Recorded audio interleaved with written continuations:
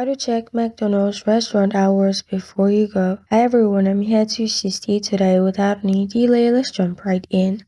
First, open McDonald's on your device. Here, click on Find Your Restaurant at the top.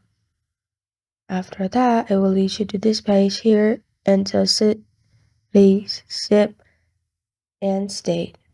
After you've entered, you'll find this kind of screen pop up, or you can simply click on Locate Me and locate yourself as well. Then you'll find all the store's information near you. Scroll down and look for the restaurant's hour.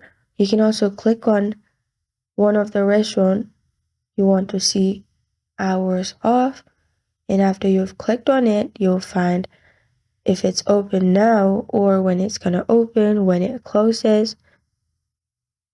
In this way, this is how to check McDonald's restaurant hours before you go.